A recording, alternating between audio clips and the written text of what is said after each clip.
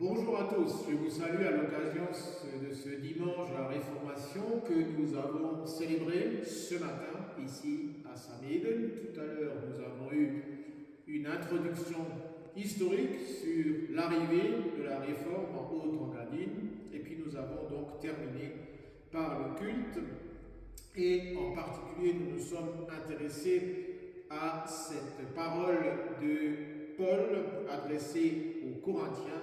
Nul ne peut poser un autre fondement que celui qui est déjà en place, c'est-à-dire Jésus-Christ.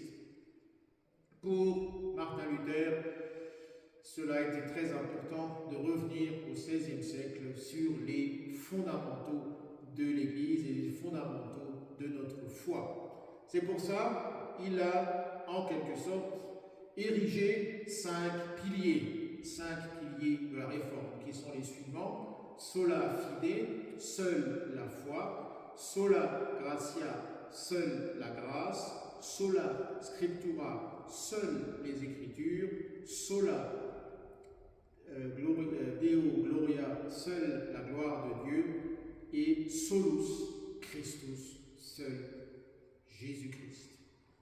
Pourquoi ces cinq piliers? Parce que Martin Luther s'est souvent posé la question, avant de trouver finalement la réponse: comment je peux être sauvé? C'est une question que beaucoup de gens se posaient au XVIe siècle. Martin Luther se l'est posé aussi, et il a remarqué qu'il ne pouvait pas, par ses propres moyens, se sauver lui-même, qu'il lui fallait toute la grâce, tout l'amour de Dieu.